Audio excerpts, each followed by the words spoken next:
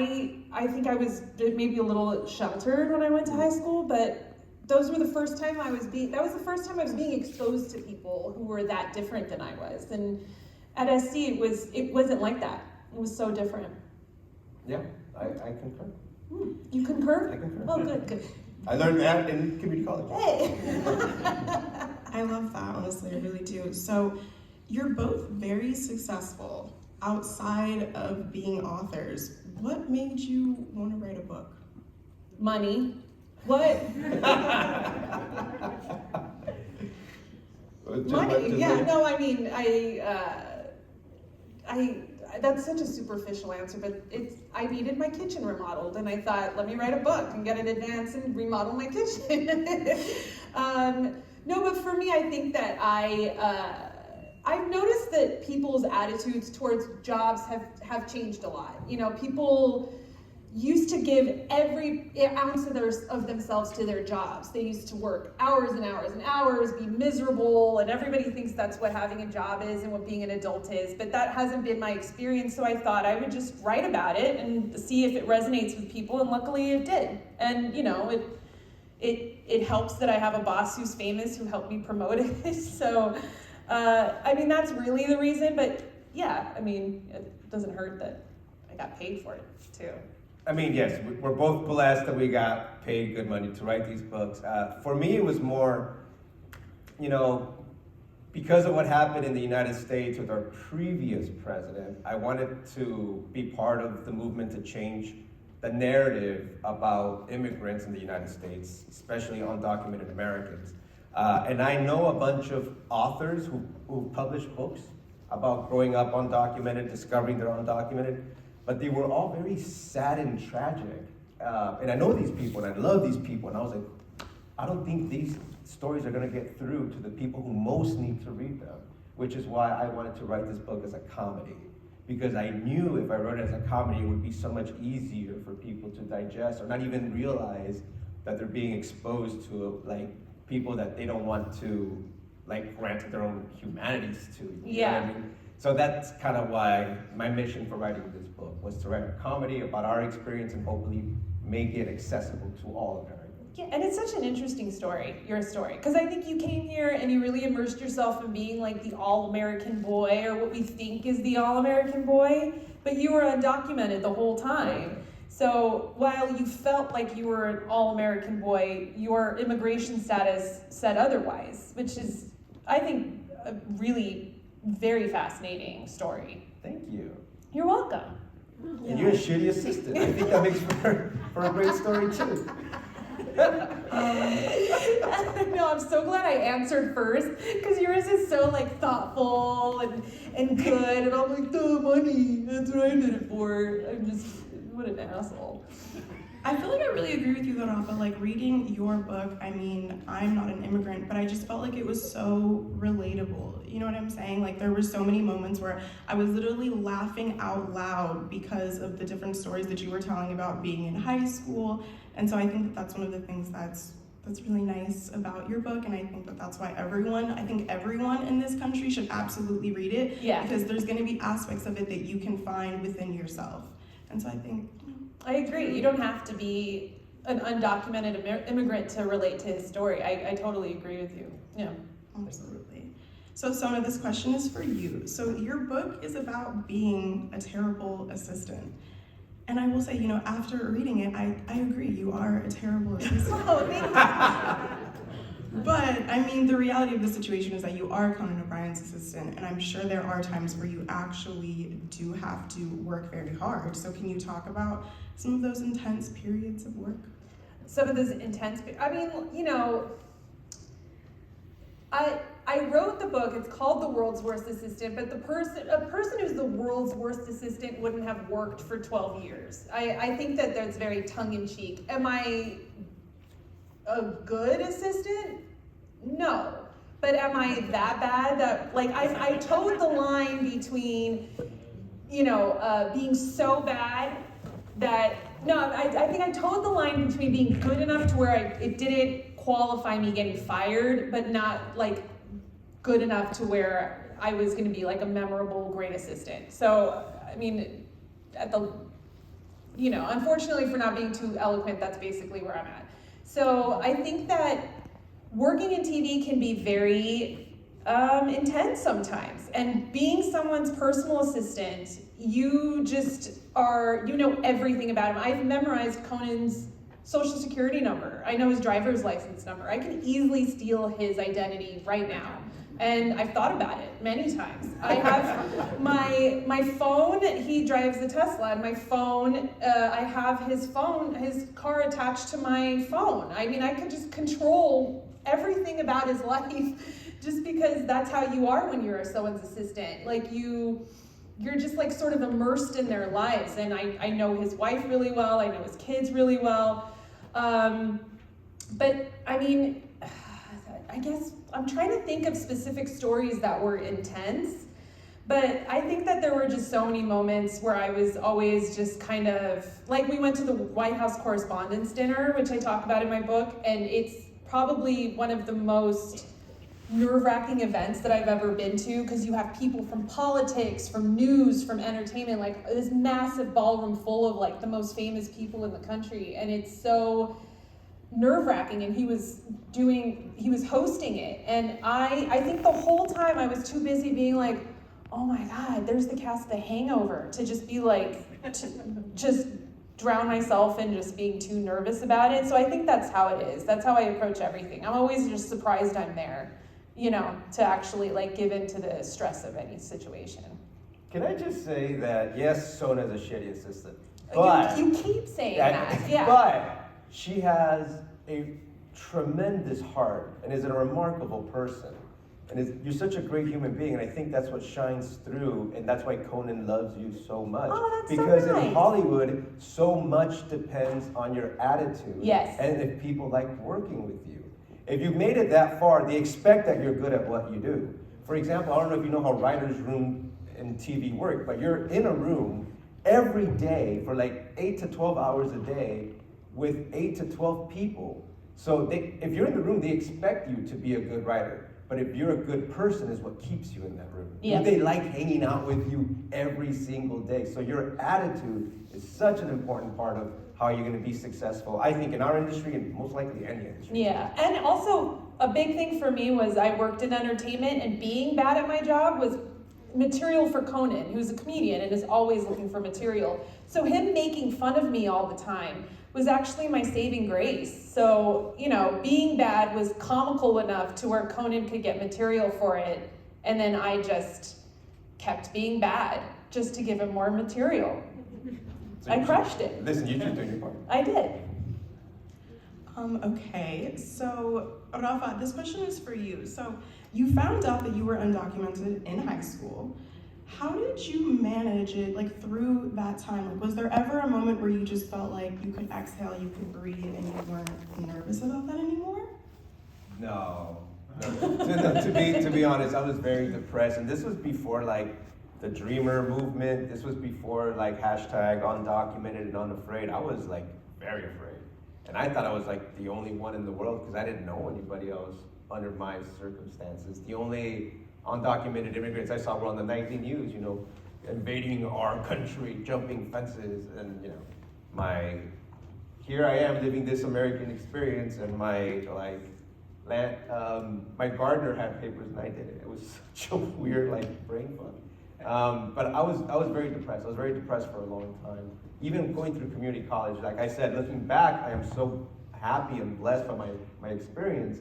But when I was in school, I was just kind of very depressed and woe is me. It took me a long time to snap out of it. I'm glad I did.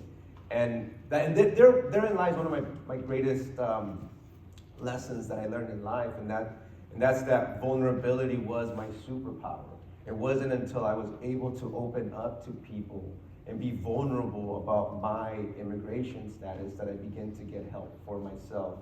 And I started to feel like this is a terrible way to frame it, but I did feel like I had to come out of the undocumented closet at some point, because I didn't want to. And it was in community college with a community college professor who's actually here in this room. So I'm not gonna look at Lisa Reinhardt, she's gonna make me cry. She was the first person that I told about my immigration status. And the way she reacted to me was going to define how I went on to like live my life. And I'm so grateful that she was so caring and so open and leaned forward and wanted to do something about it. And I know that there was nothing she could do about it, but the fact that she tried so hard and called so many college presidents and lawyers and administrators on my behalf just made me feel so much better about myself. So yeah, that was one of my biggest lessons, learning to be vulnerable with people. And in the long run, that helped me tremendously because I believe that vulnerability makes greater storytellers. Mm-hmm. Vulnerability makes greater artists. Vulnerability makes greater leaders. Because it took me so long to figure like, oh, saying something like, I don't know, or let's find out together, could be a great way to grow with people who report to you at work. So yeah, unfortunately, it was a very sad, tough thing for me to go through, but it gave me my greatest lesson in life. It's interesting, I didn't even, because I knew you at that time. And you, on the outside, you were presenting a very sort of happy version of yourself. So I had no idea that you were going through that. This is the first time I'm hearing about it. And you know what's worse? I used to have hair back then, and I dyed my hair blonde, so I would walk around like I was like the white dude, like so that no one would know the truth of my legality. I digress. Yes. That was really beautiful. Thank you so much. I will say, I know we're not here to talk about Liesl, but I will say that one of the great things about her is that she definitely sees something in you when you don't see it in yourself. I know in your book, Sona, you talk about how Liesl was the person that actually even encouraged you to write a book in the first place. She didn't encourage me. She Wait, hold on. Before she answers this question, Sona and I are at the San Diego Festival of Books, and this journalist from like the local paper was like, hold on, both of you speak about this person named Liesl Reinhardt. Is it the same fucking person? We're like, yes. We're like there's a lot of people named Liesl Reinhardt. What are the odds? Well, and that's another thing. I mean, Liesl is someone we both met at community college. She was both of our professors and coaches in speech.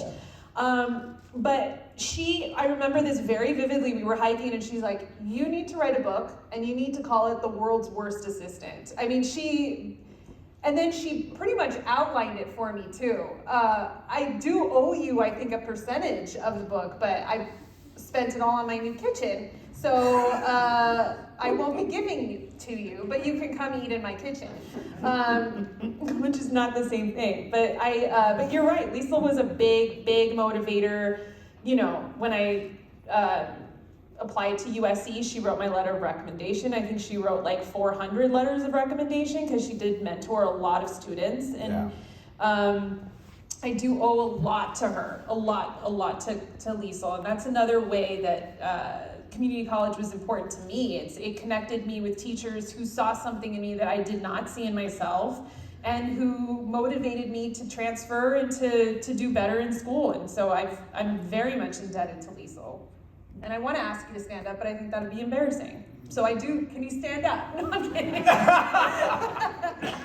She's in the corner there, if you guys all want to stare at her. Okay, I'm gonna switch reels for a second because this is something that I really wanna know. Yeah. What is it like hanging out or being around really famous people? Like, Rafa, I follow you on Instagram and I saw in your story, there was a picture, I don't even remember what the event was, but like Rihanna was in the background. What? I wanna know, like, what is that like? Well, it was the Golden Globes. It was weird. Oh,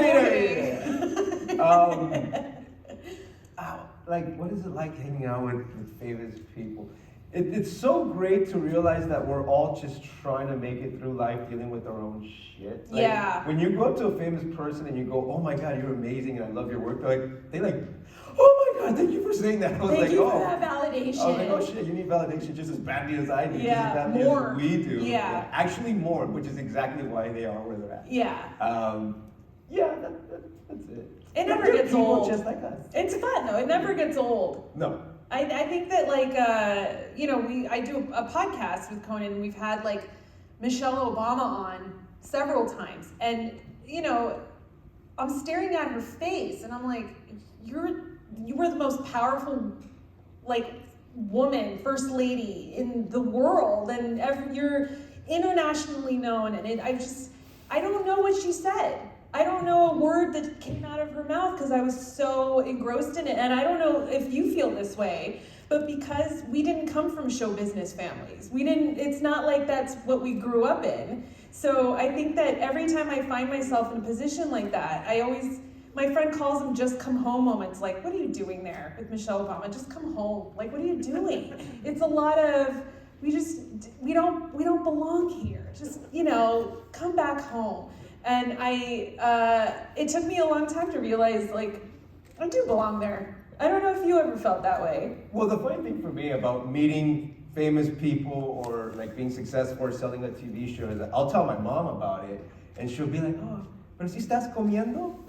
So she'll be like, but are you eating? Yeah. And I'm like, yeah, Mom, I'm eating. They're like, oh, okay, that's nice. As long as you're eating. And I was like, okay. I know, they don't care. They don't care. No, I mean, like, I'll do something like sit across from like Slash, who was the love of my life for so long, and then I'll go home and one of my kids will like shit on my hand.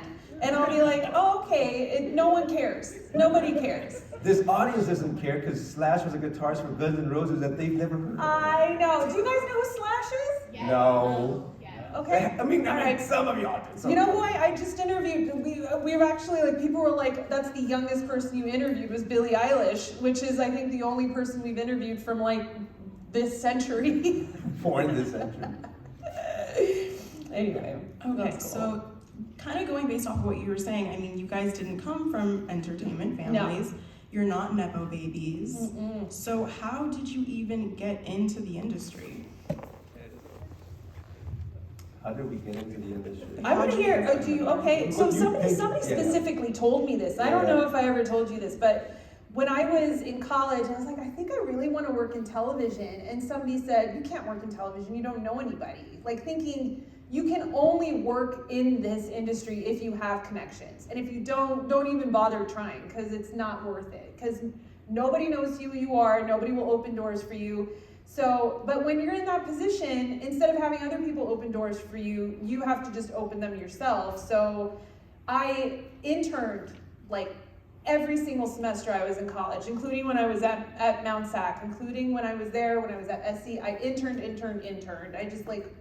I had a part-time job, I interned, I just built my resume, and then when I was at USC, I interned at NBC, which is a network. I don't know if you guys know about NBC. No, I'm kidding. I'm just talking about how all the networks are dying. It's not funny.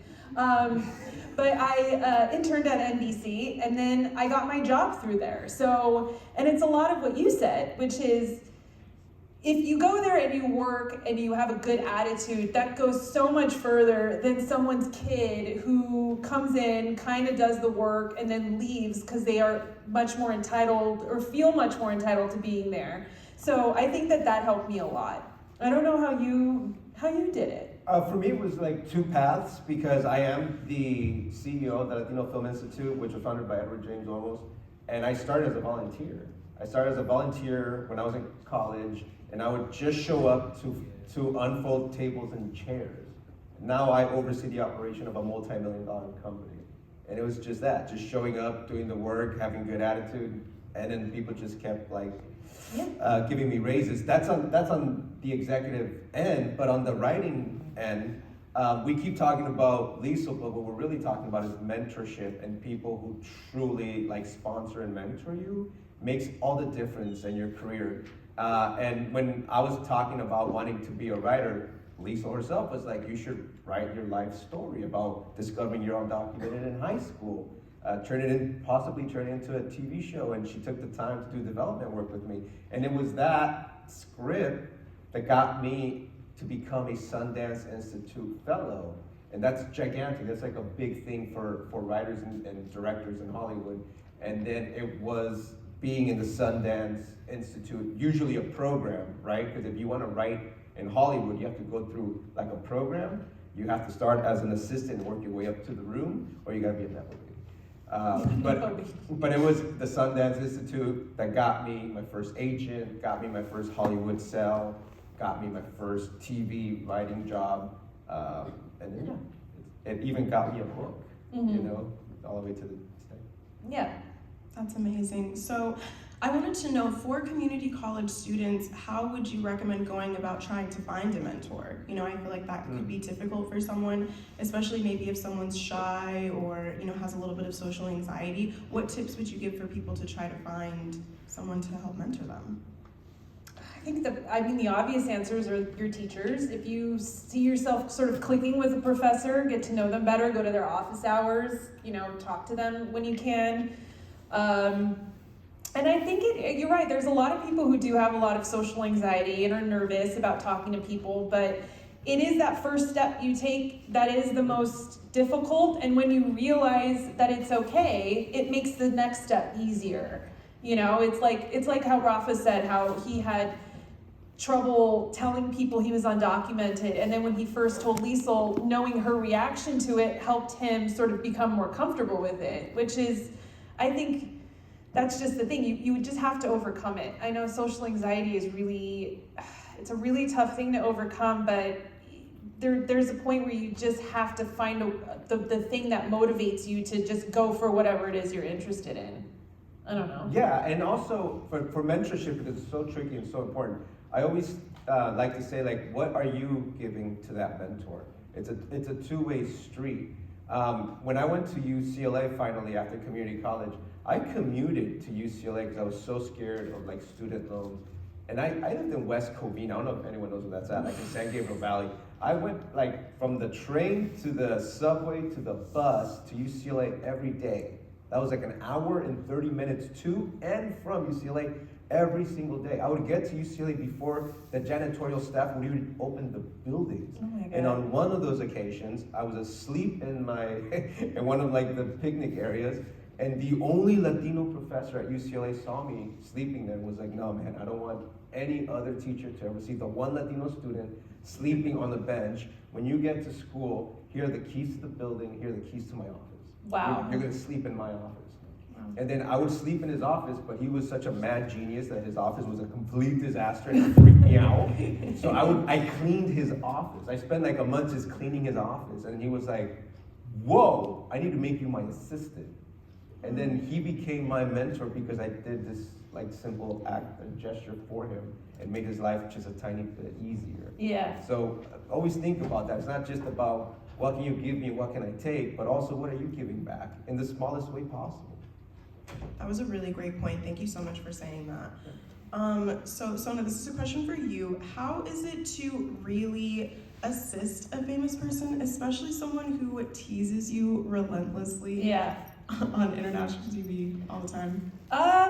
It's really fun. I lucked out. I mean, there are people out there who are horrific to their assistants, and I heard all of the horror stories before I first started. You know, I've heard about people throwing printers at their assistants, throwing phones at their assistants, just verbally abusing them, calling them at 2 a.m, and, you know, for just the most random stuff. And so I was terrified when I first started working for him, but I lucked out because he's a very grounded person. He's very normal. Well, not very normal. He's actually incredibly abnormal, but I think that that's probably why he is who he is. And we just found a really good rhythm. I could do that job in my sleep now. I mean, you know, I've done it for so long that I really fell into a rhythm, and both of us kind of fell in sync with each other. But I think that when people first think about Hollywood assistants, you think about The Devil Wears Prada. Do you guys know that movie? Okay, you do. Okay, I don't know anymore what anybody knows. I'm just so old now, but I think that that's the first thing people think about is this, you know, this physical abuse, this mental abuse, verbal abuse. You're just kind of like taking it because you think that's what you have to do. You have to put in your dues to like work for somebody cool, but it was the opposite for me. I was really, really lucky, and that's why I'm just gonna ride Conan's coattails until he dies. That's just my goal in life, is just to beat that horse for as long as I can. Okay, and then Conan took you to Armenia for the first time because you are Armenian. And what was it like your first trip there? How did you feel making that journey, especially on national television? It was great because they paid for it. That was such a superficial answer, and I'm so sorry. It was such a special moment for me, and I can't believe I just like lowered it to like, I got a free trip to Armenia out of it. No, I had always wanted to go to Armenia. It was, you know, it was a very, I wanted it to be a special trip when I first went for the first time, and I don't think anything could have been more special than going with Conan and documenting it and getting to experience it with him. And I think that for me, just seeing how Armenians have responded to that episode is so, it was life-changing. I mean, I met my husband because of that episode. It was our icebreaker, and that's how he knew I was single, because in that episode, Conan takes me to a matchmaker, and then, so I met my husband months later, and he asked me if I was still single, and then we started dating, and then we got married, and we had kids. And so, you know, I was on the Rose Parade float because of that episode, and I've met so many Armenians from all over the world. So it was a really life-changing, very pivotal milestone in my time working for Conan, and to know that Armenians, but also non-Armenians, watched it and learned a lot about my culture's history and about the good parts of our history and the tragic parts of our history, and have talked to me about it. I can't even put into words how much it meant to me, and it's I think one of the proudest, if not the proudest, part of my time working for Conan was doing that episode. That's really special. Thank you you. for sharing that. Nice. And Rafa, this question is for you. So you had a script that got you connected to the Sundance Institute program for new screenwriters. How was that experience, and are you still connected to that program? I am actually, because when programs gave so much to me, right, I try to give back as much as I can. So I go back and mentor new aspiring TV writers every year at Sundance, and I help create an organization that took kind of like film graduate school, and we put it in public school throughout throughout California, really. It's called the Youth Cinema Project. I think it's very important that you give back, or else you're gonna be very off kilter in Hollywood, because you know it's like so much like attention and money and like notoriety that it could easily like offset you as a human being. So it fills my heart to give back, especially to community colleges where I came from. But yeah, I'm still involved with Sundance, and I give back as much as I can, because they really changed my life. If I hadn't gotten that program, I wouldn't be here today. Well, okay, well, thank you so much. This conversation has been so great. I want to make sure that we have a chance, though, for you guys to read some excerpts from your book. Yeah. And so first, I'd like to welcome Sona. She's going to read from her book, The World's Worst Assistant. Girl, get it.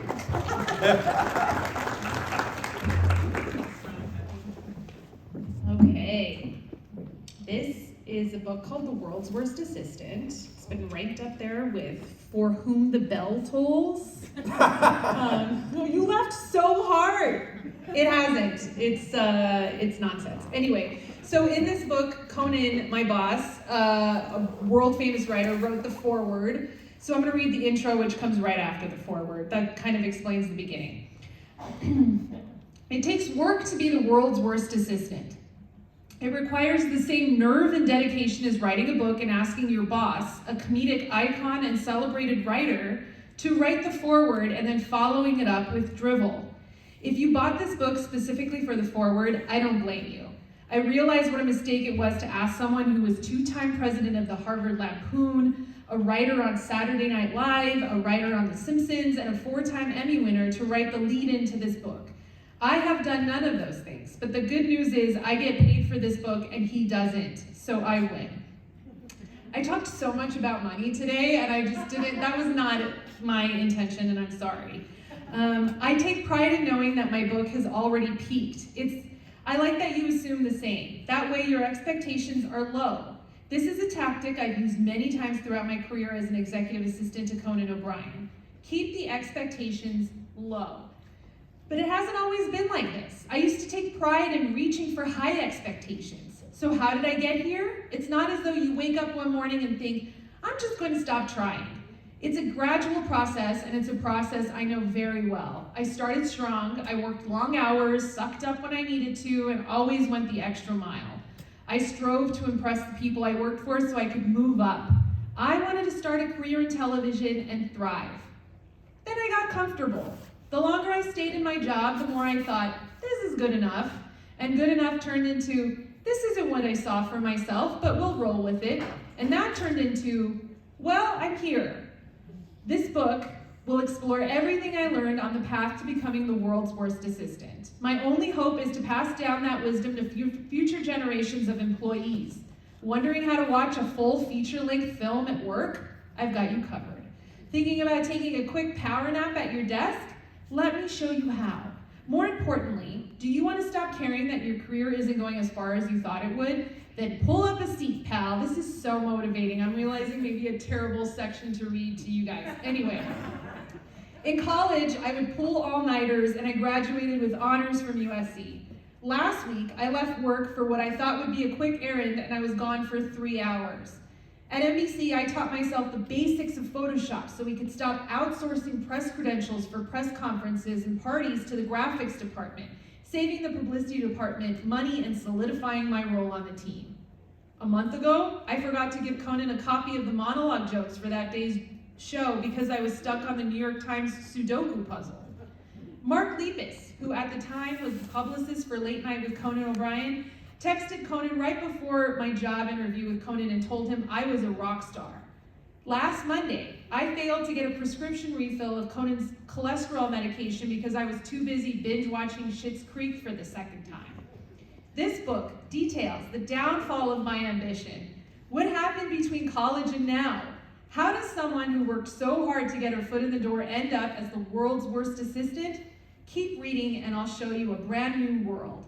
One where deadlines are spurned, professionalism is seldom upheld, and you'll never have to miss an episode of your favorite TV show.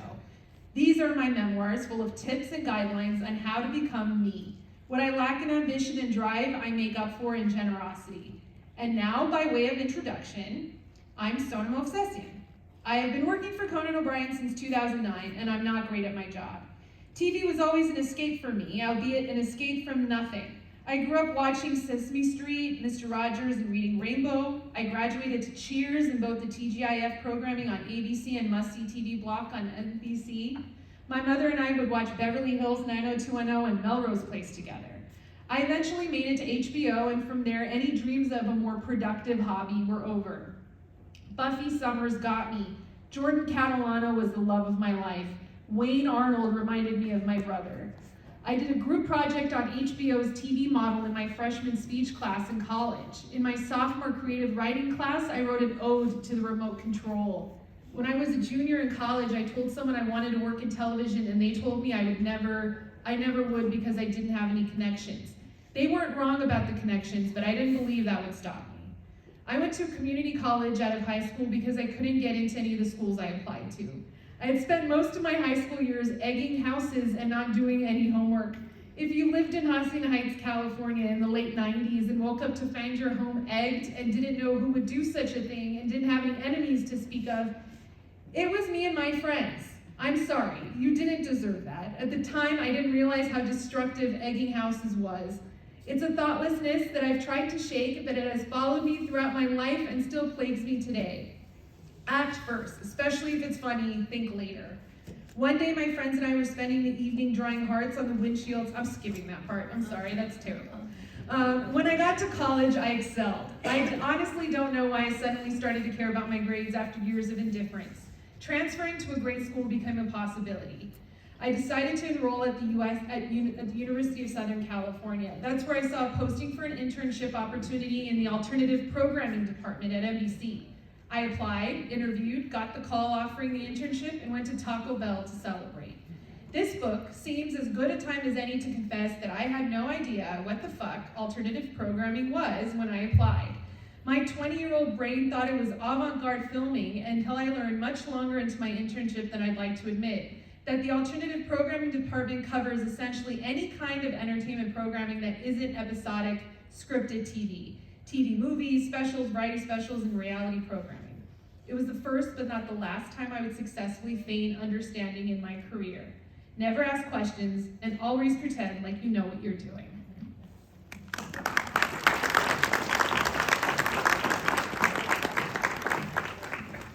Thank you, Sona. And if you would all please welcome Rafael as he reads an excerpt from his book, Illegally Yours.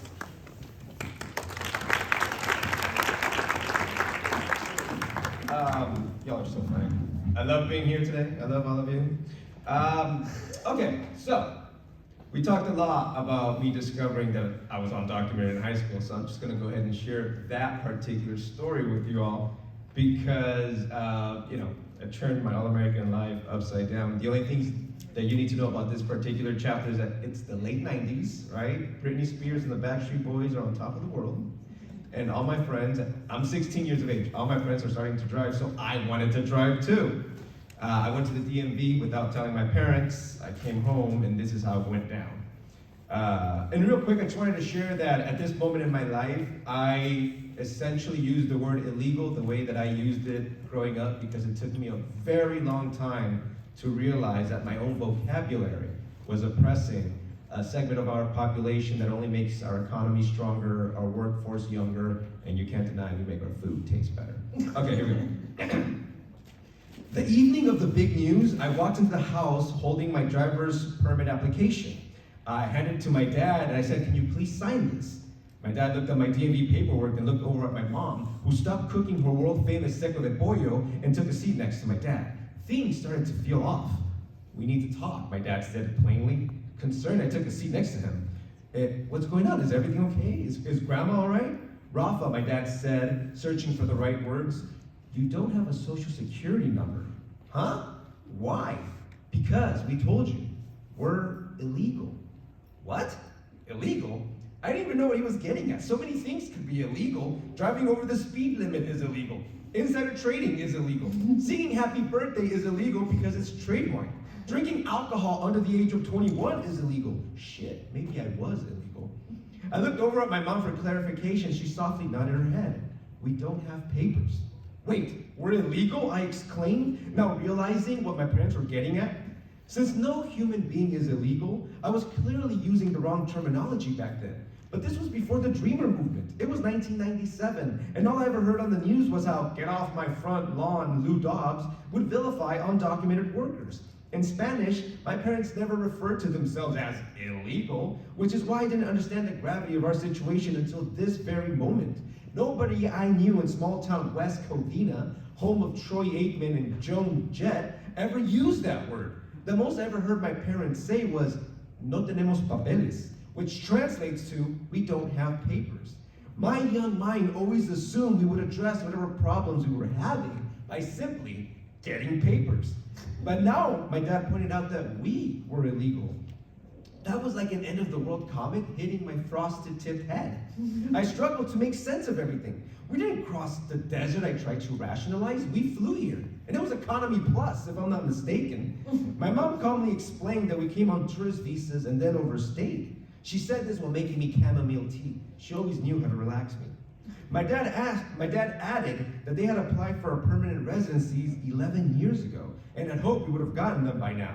I didn't know what a permanent residency meant, but it sounded pretty self-explanatory since I wanted to permanently be residing in the only place I ever knew as home. I started to get nervous. I was illegal. What did that even mean? I didn't feel illegal. I felt pretty damn American. The chamomile tea was delicious but not working. How would I ever join the campus Republicans now? That's when it dawned on me. Wait, how do you two work if we're illegal and we don't have social security numbers? My mom and dad looked at each other and said, "Well, we don't have papers, but you're the only one with no social security number." What the fuck? I was already freaked out that I didn't have a green card, but I didn't have a blue card either. I started to feel dizzy. My mom asked me if I wanted more tea. She knew damn well that I wanted more tea, but I was upset, so I said no.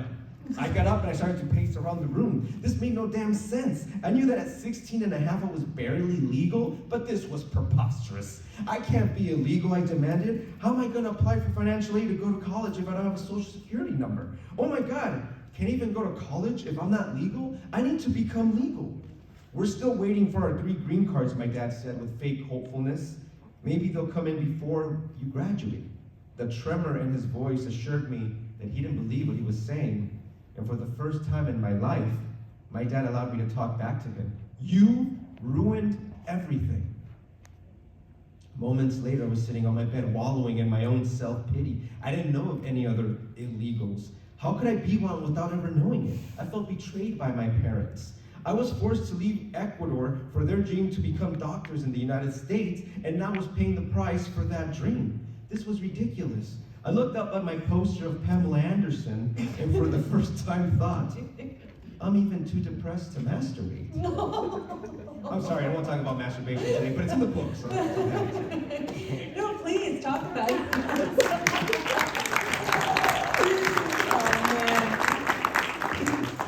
Oh my God. That was great. Poor little 16-year-old. I know, poor Rafa.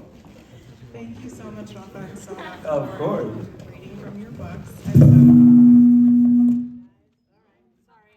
Hot mic.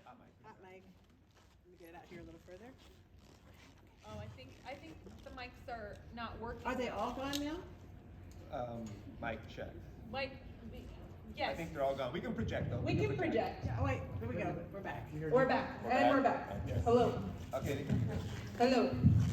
Just for 1 second. so we are now going to do the Q&A portion. So if any of you guys have any questions, I don't think Veronica's the microphone, can you guys hear me? Okay, we're gonna do an audience Q&A right now. Yes. Yeah. So if you could just step up to the microphone if you have any questions for Sona or Rafa. Yeah. Seriously? Oh, no. Yep. I'll give you mine. It's okay. I can project.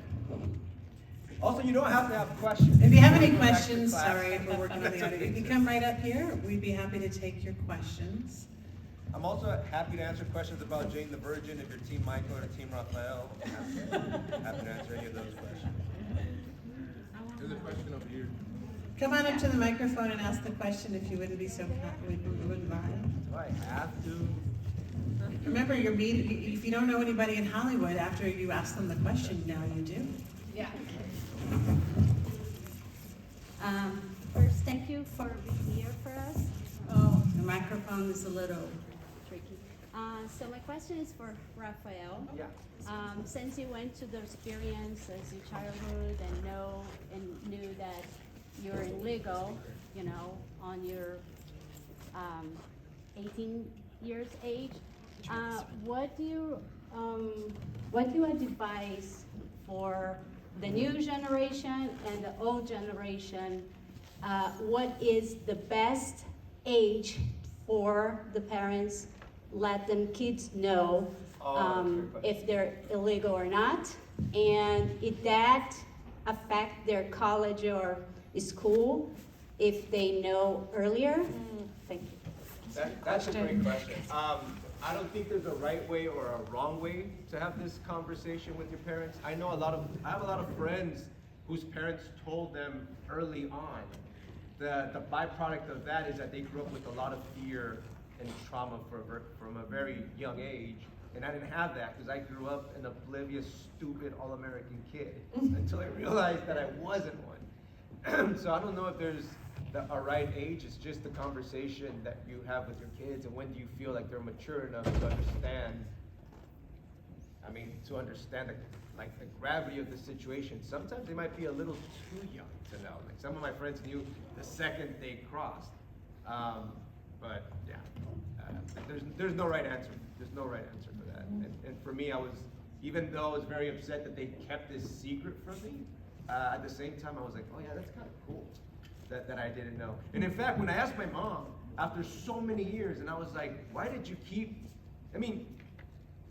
Cheese Man and Vicks Vapor Rub are her life. I'm like, you should have told me this, and most likely you would have told me this. But she said, your dad and I didn't want you to grow up feeling different because dreams should not have borders. I was like, damn, that's so good. And I stole that line and put it in the book, and I won't give her any royalties. Yes, Oh, sorry. you just finished. I just You finished. just finished. Okay, that's good. Oh, thank you. Thank you. Thank you. Yeah.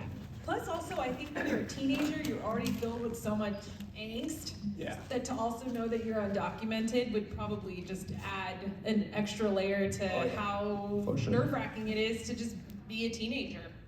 Agreed. Yeah. I can Great deliver question. a microphone to somebody if they want to ask a question. Are we Yeah. doing anything on this night? Do we have anything on this one at all? Check. I can project. Yeah. Okay. I'm Diego Enriquez. I go to LABC here, and in a capitalistic society, you know, it's really normal to like want to be at the top. You know, want to be like the big dog, want to be like the boss and everything like that. But Sona, you're being known as the world's worst assistant. You know, your story is being an immigrant. How does it feel to have such powerful stories, but being like in a subservient like position? You know, I think like your stories are so strong, and that's why they're so relatable. Your book is so well written. I was like, what's this book about? And I'm learning, a normal person's job. Yeah. That's what this story is about, right? I would like to learn, how was that experience of writing the book, knowing that's your story? You know? That, you mean just sort of accepting that, like I'm not never gonna be like the head of Warner Brothers. You sounded like content in your story. So I am content. Yeah, I that's what I think wanted to that reach. like, yeah, I that's a good question. I think like a lot of people, I started in TV and I was like, I'm gonna take over. I don't know if you did take over, but like I thought to myself like, I'm gonna do it for all of us. And then like years into it, I was like, I don't need to, I'm good. I think that there's certain people, and I think you have to do what's right for your personality. And there are certain people who are going to be the head of Warner Brothers or the head of Disney or whatever. I'm not that person, and I've never been that person. And so what I needed to do was find a job that was right for my personality. And I was, you know, I come from an immigrant family. Like a lot of immigrant families, they don't kick you out at 18. You know, they want you to be there until you get married. And so I had the luxury of knowing that I could try different jobs, and if I didn't like them, I could quit if I wasn't happy at them. And so that was my thing. I didn't want to go to work if I was going to dread going to work on Monday. That was always my thing. I don't want to dread going to work. I don't want to hate what I do. I don't want to compromise too much of who I am. So I realized that, and I'm still yelling. I realized that people who do get into those positions that you're talking about do that stuff. And they do it willingly because they want to, because that's their personality. But I got to a point which was really powerful for me, where I realized I'm making enough money to sustain my life. I'm happy, I love going to work, I enjoy what I do. This is good. And so as soon as I realized that, I realized I can try to do different things within this job, that I don't need to go out there and take over television. I could just really enjoy what I do, go home every day, and just be happy. And so that sort of took precedence over me taking over television. I will answer that by saying that the great. Just hold it like a YouTuber. But it's connected to what though? It's very, connected to this very path trouble. here. Thank you. I will say that for me, the reason why I felt like I had to like take over is because the greatest trauma of my life was that I always felt this pressure of having to be perfect as the child of immigrants, as feeling like my parents sacrificed everything for me. And it wasn't, and I swear to you, it wasn't until I wrote this book that I realized, wait a minute, my parents didn't sacrifice everything for me. They sacrificed everything for themselves. And then, but check this out. They sacrificed everything for themselves and realized that this system in this country is impossible for undocumented immigrants, right? So I end the first chapter of my book by saying that the biggest lesson my parents ever learned in this country was that the American dream is not for you, but for your children.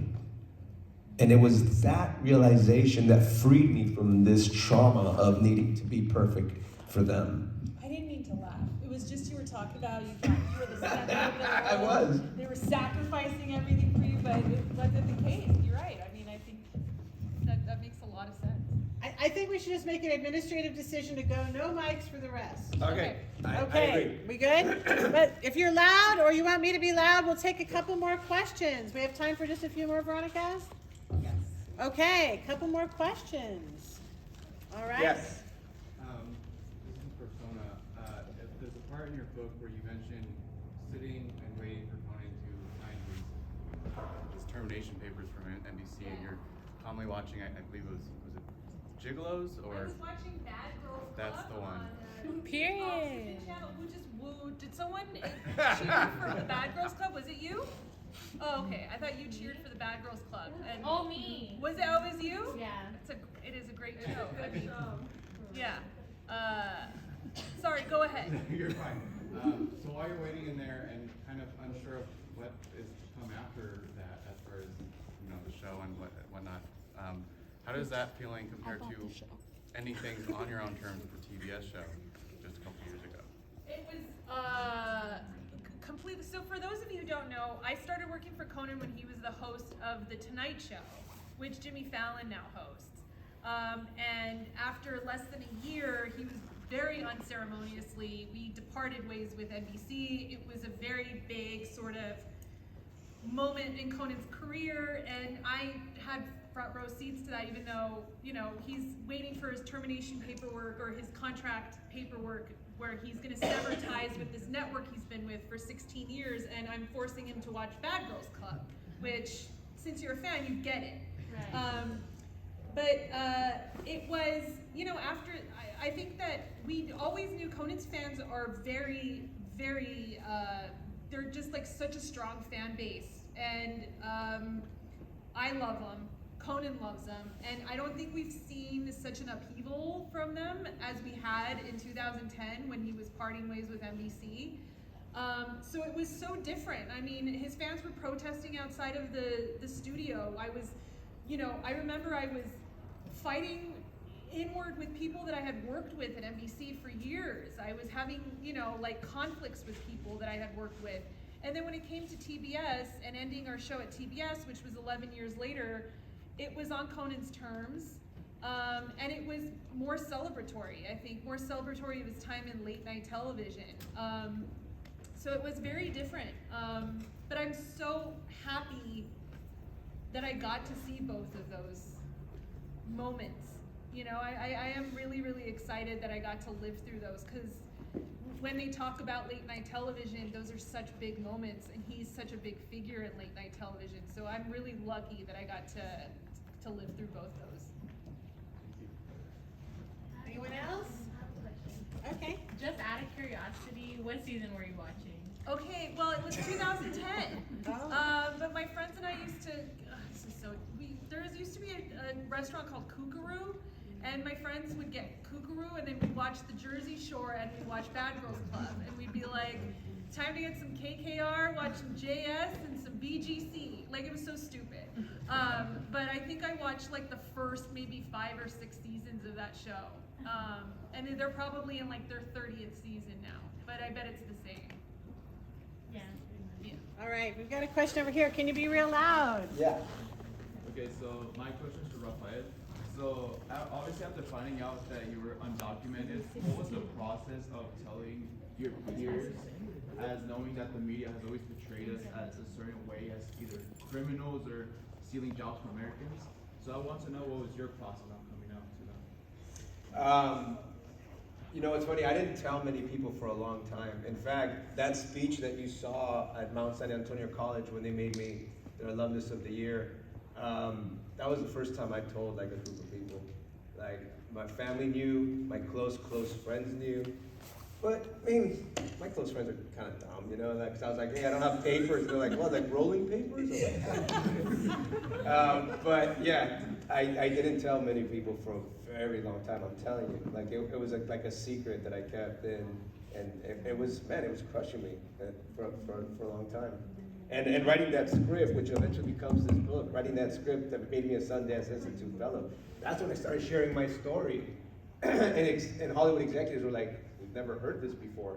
But the thing that I most hear from people who read the book is like, this is my story. It's so common, but we just don't talk about it. So it must have been like when you were watching or listening about all the stories. You didn't raise your hand for the question. Sorry, when ICE was very much in the news and they were constantly raiding undocumented families and deporting people, that must have hit you on a much more visceral level than it did everybody else. I mean, again, it's changing the national narrative for me. I mean, I just wanted people to see us as Americans, because as long as we like make the economy stronger, like I was saying, right? We make our labor force younger. We do so much good that people don't want to see. And I'm trying to make a stand and being like, this is what we contribute as Americans to this country. Mm-hmm. We are American in every sense of the word except for one. So why don't we fix that? Yeah. That's what I've been trying to do with this book.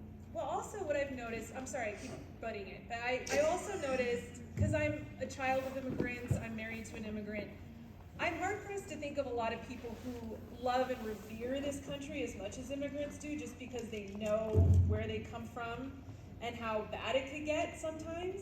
And so they come here, they see the opportunities that they have, and they love it. So every time I see those same stories that you talk about, where they talk about how dangerous immigrants are and how it's like how adversely it affects this country, it's not at all. It's never been my experience with any immigrant I've ever met.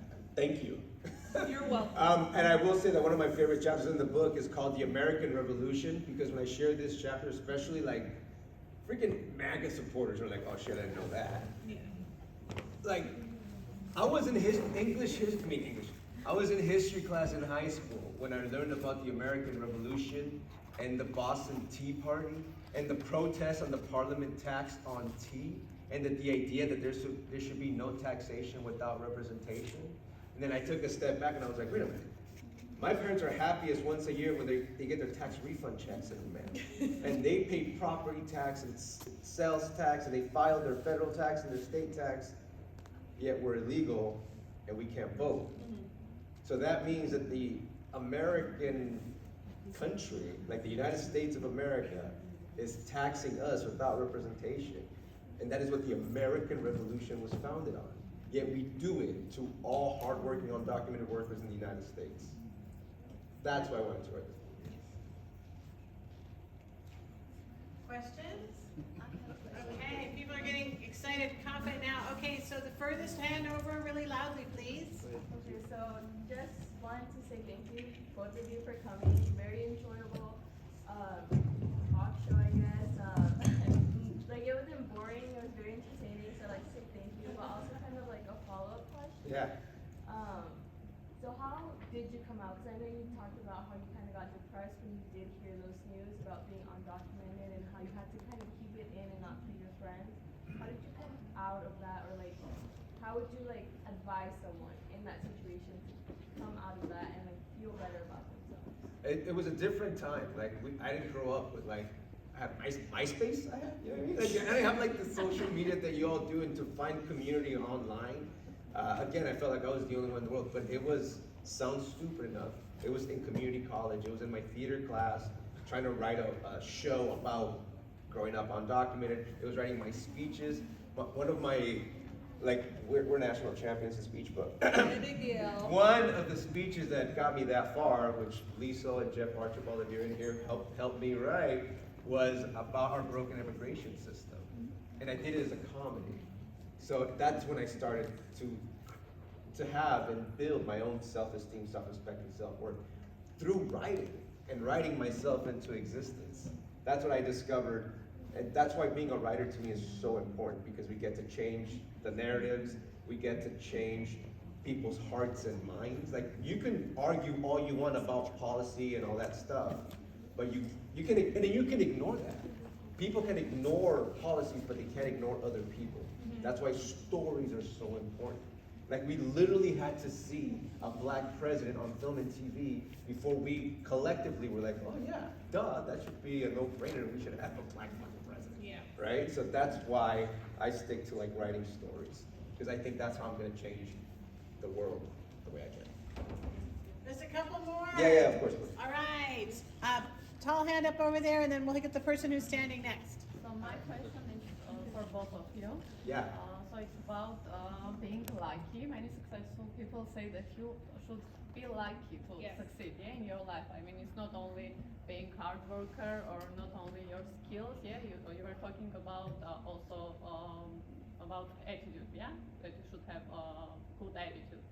So I want to understand how you ended up there. I mean, or your success. It was about being lucky, or it was about other things too. I downplay the luck a lot. Yeah. Because it's really disheartening when you're talking to people who want to break into certain industries and you're like, it's a lot of luck, but it is. It's unfortunately, it's luck and it's timing was a big thing for me. But the hard work gets you to the point where the luck and the timing can take you a little further to where you need to be. So, Conan had an assistant for 11 years before he needed a new one. If I had wanted to make a transition into production a year before, I never would have gotten my job. It was the timing, it was that I had worked with specific people who had worked with him that were able to put in a good word for me. I mean, it was a lot of different factors that played into it, but a lot of it was also I just got really lucky. But I think that based on where we are and how we approach it, if that wasn't the path I was supposed to go on, there was going to be another path for me somewhere. I don't know what it was, but I was really lucky that I got onto this path. But I think I would be saying that if it didn't work out and I ended up somewhere else, I'd be saying I'm really lucky I ended up on this path. So, while luck and timing and all that plays a factor into it, how you approach your job allows that to sort of manifest itself in a way. And we've all heard that luck is where opportunity meets preparation. And I think you have to focus on the preparation part, because doing the work is what creates the luck. Because when I became a Sundance Institute Fellow for my script, it wasn't the script that got me the fellowship, it was my interview.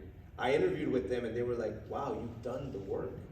They were like, that's impressive. Like, that's why we're gonna make you a fellow, because the work that you did. So it's the preparation. That's what people never seem to understand. It's the amount of work that you're doing when no one is watching you that most matters. And one of the greatest quotes I ever heard was, you have to discipline yourself to do the things that you love to do when you don't feel like doing them. That is what the luck is going to be encompassed of. Okay, yes. Խնդրում եմ թարգմանեք, որտեղ կարող է ես սխալներով խոսեմ։ Okay.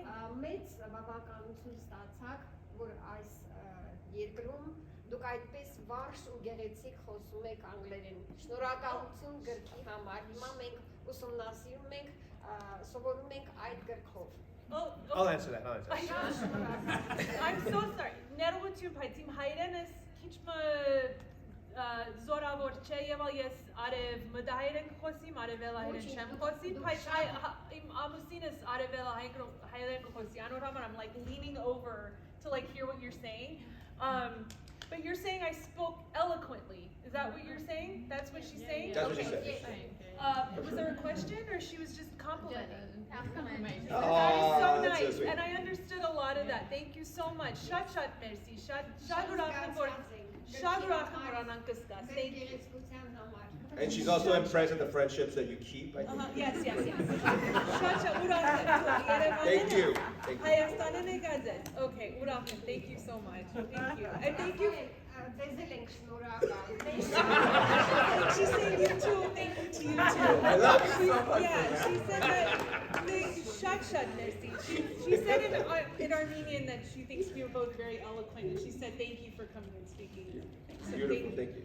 I see another hand over here. I think Yes. we're going to wrap it up pretty soon, though. I just wanted to wrap it up. You guys both mentioned how you guys didn't really get the validation from your parents when it came to like sharing your achievements. And I'm just wondering, like, as you've grown older, obviously. Just kidding. No, we have. What are some healthy mechanisms you have discovered or probably implemented to get that validation that perhaps you didn't receive when you were younger? I mean, I'm gonna start that one. Just because the biggest secret of my life was not that I was undocumented. The biggest secret of my life was that I wanted to work in Hollywood and was too scared to tell my immigrant parents. That was the biggest secret of my life.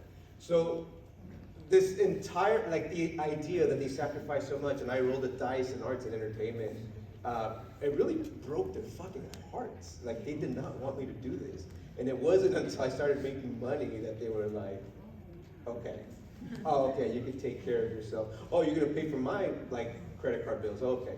Oh, you're gonna buy me, like, once I started making money, it was all okay. But until that moment, it was so rough. But then how did you get the validation that you needed to keep going? From yourself? Yeah. Okay. Yeah. That's how I was too. Unfortunately. Yeah. I talk about it in my book. When I worked at Burger King, you have to get the people to pay and leave with their food under 30 seconds. And there's a giant clock. Has anybody here worked in fast food before? You know that clock that's staring at you? I mean, this was how it was back then, but I don't think it's how it is now. But they're like, under 30 seconds, get the money, give them their food, and they gotta go. And so I was really excited about doing this. And so I would like, if I had somebody who got in and out in like 20 seconds, I'd look around and be like, who's gonna high five? I did it, like this is so cool. Under 30 seconds and 10 seconds to spare, oh my God. And then nobody was there.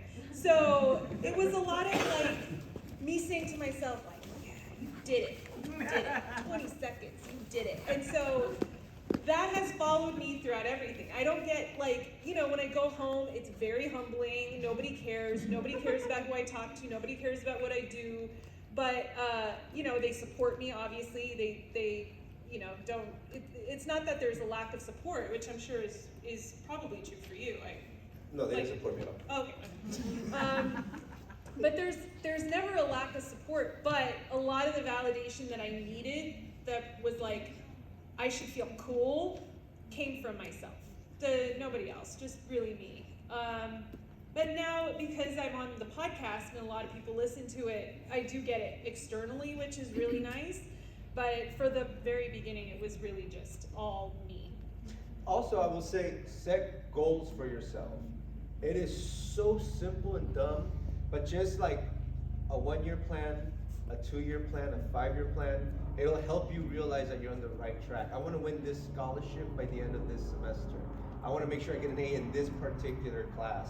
I want to use the community college's resources to set up this group to focus on like film and TV. You know what I mean? Set these very simple goals for yourself, and you'll go an awful long way. When I was at UCLA, I discovered that I could create a student group and apply for student fees that we pay for to do your own productions. So for my first production, I raised $15,000 of school money to do the thing that I was trying to do. So just set goals for yourselves and understand the opportunities that you have around you. Okay, thank you so much. Those were really, really good questions, you guys, and amazing answers. Thank you so much, Sona and Rafa. And so we want to thank you, Dr. Kevin Sanford, and all of the amazing people here at LA Valley College who made this event possible. And thank you most of all to Rafa and Sona for being here and just sharing your incredible stories and your incredible journeys that brought you here. If you have one of their copies of their books, we invite you to join us over here for a signing in about 10 minutes. But once again, if you could please just give a round of applause for Rafa and Sona. Thank you so much.